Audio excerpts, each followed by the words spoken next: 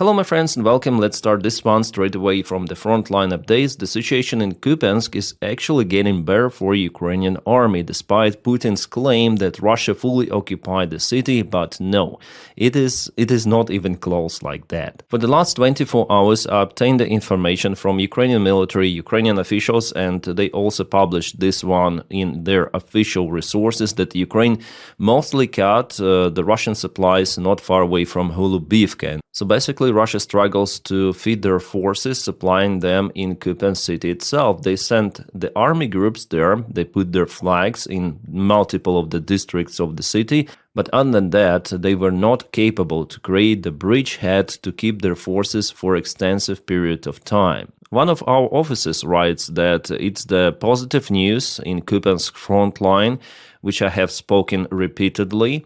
So yeah, he was mentioning it for several days already, that the situation is getting better. Yes, in the northern area over here, enemy is unable to develop success and has lost the initiative. On this direction, enemy just loses people and even territories. In the city itself, Ukraine launched the cleanup, and it may continue for a long time, as it's quite difficult to completely eliminate several hundreds of the units of the enemy. Especially in such an urban territory, it requires a very large amount of time and resources. So it's the most recent message that was published several hours ago.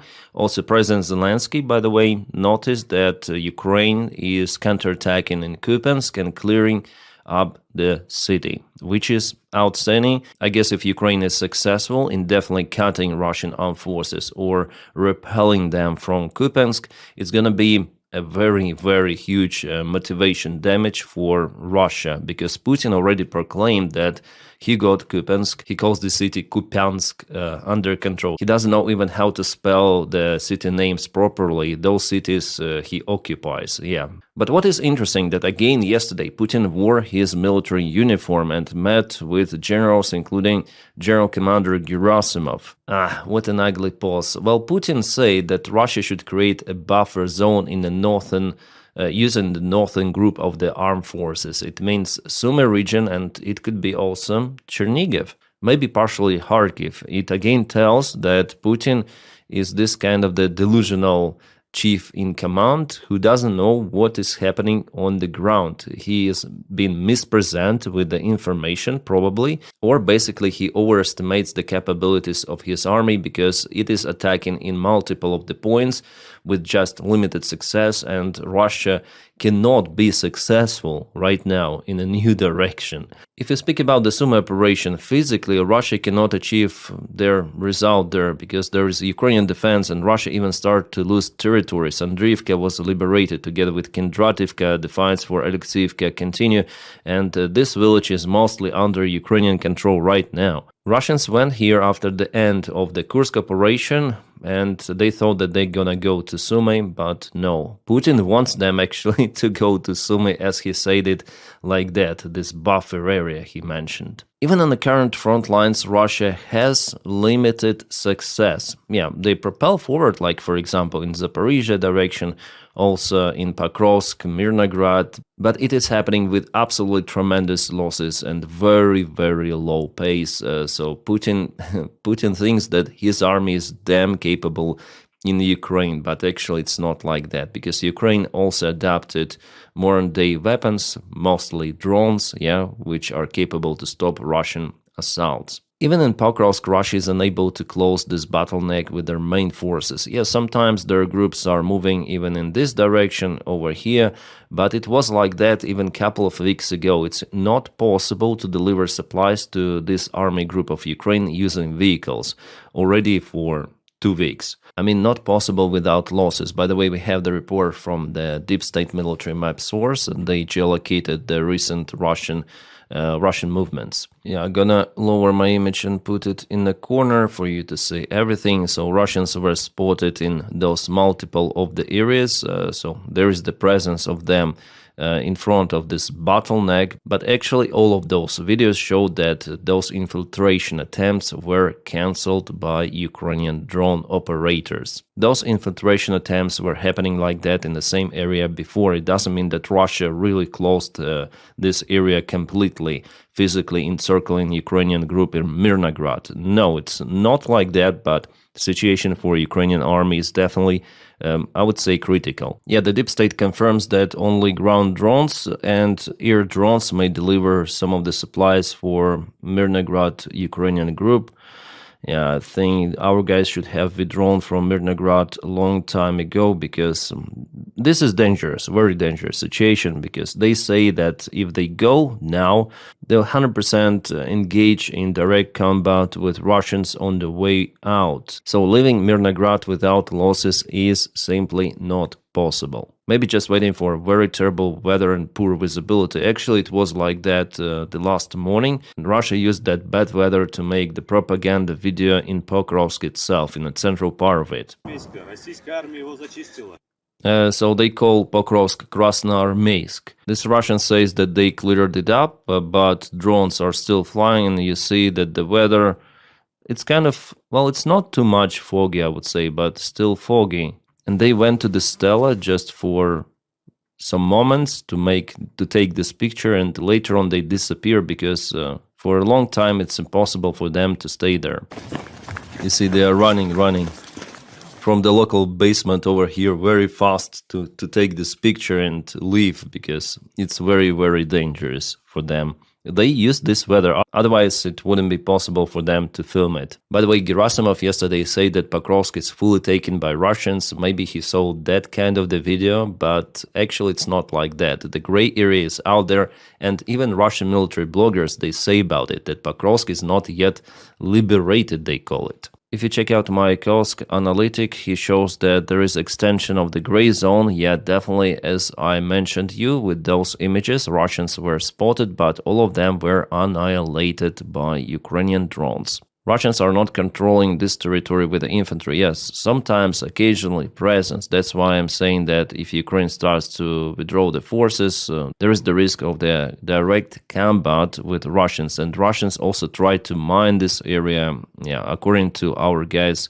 reports coming from our guys. The critical areas here, Rivne and the Russian advancement from Liman. Ukraine tried to counterattack here, but it didn't help. But at the same time, there is the presence of the Ukrainian armed forces in the northern part of Pokrovsk, so everything is mixed out there. But our guys still continue to defend Mirnograd for very, very extensive period of time. Actually, I thought that Russians might take Mirnograd maybe a couple of weeks ago or something like that. In Konstantinivka direction, Russia also moved a little bit forward towards Stupachki direction, but it's not too much. Yeah, they still struggle to go into the settlement for urban fights. With a single attack vector, mainly for Russians, it's very, very slow and difficult. Now let's go to the deep state military map. There Russia advanced towards Hulaipole, so it was yesterday or 2 days ago, and it is today. Again, you see this movement here. Russians, unfortunately, they go every day closer to the main defense line and to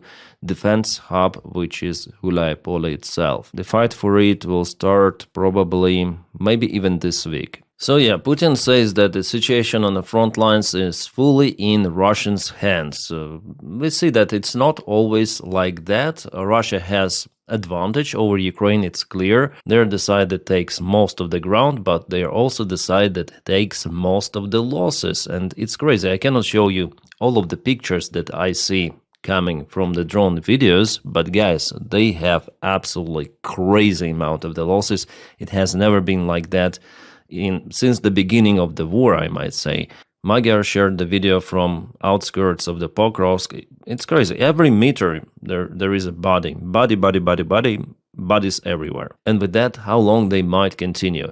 How many forces may they potentially waste for entire occupation of Donbass? With the current scale of the losses, this number could double the entire Russian losses in this war, which will create, of course, more instability inside Russia itself. So for Ukraine, it's very important to exchange ground for time.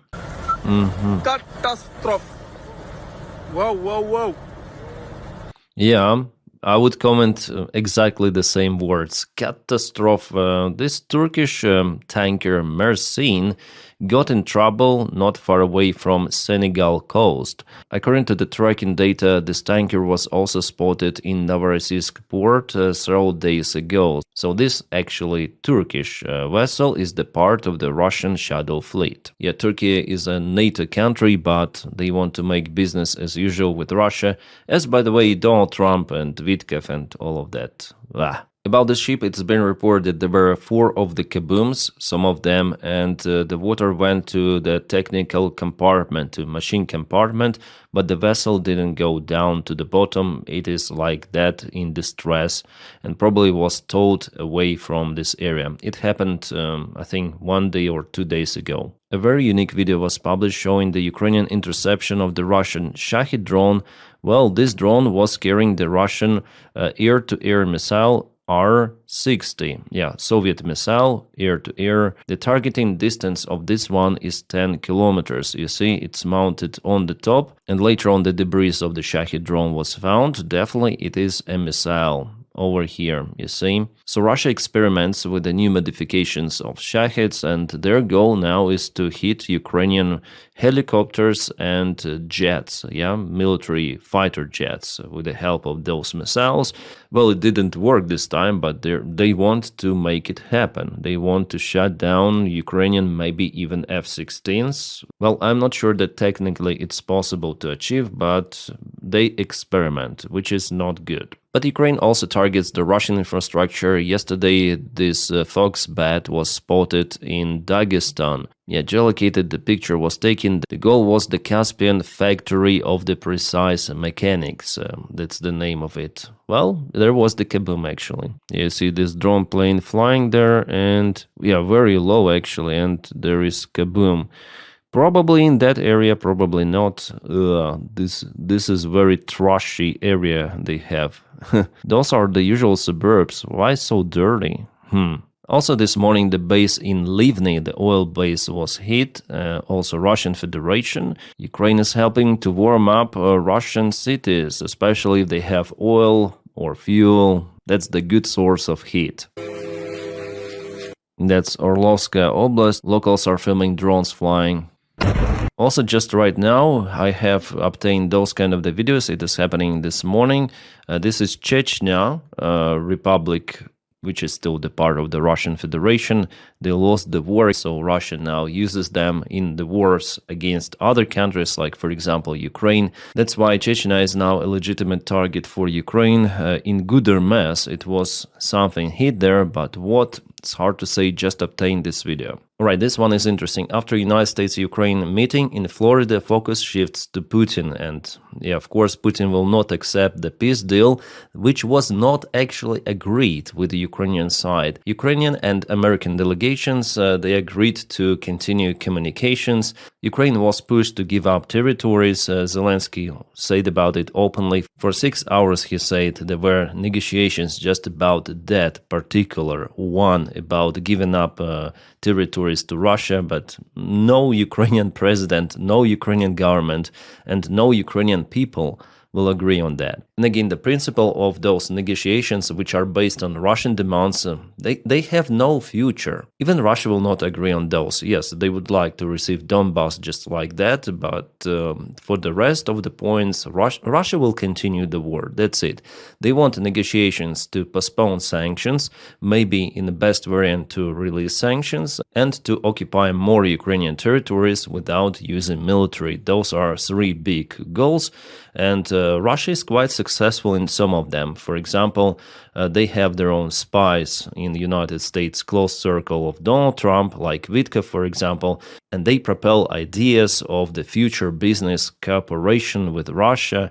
There is an article published by the Wall Street Journal about that United States, they want to cooperate with Russia in Arctics, they want to cooperate in oil industry, and many of the companies connected to the Trump's family and Trump's sponsors, they want to reach this deal between United States, and Russia, and they don't really care about Ukraine or how this war ends because it's just an obstacle to achieve their own local business interests, and they don't care about security of Europe either. And Witkoff, as a co-owner of many of the Trump's businesses, he is also interested in that, and he plays in favor of Russia because that is how he thinks that it's the fastest variant to achieve so-called peace, to give up Ukrainian sovereignty to Russia.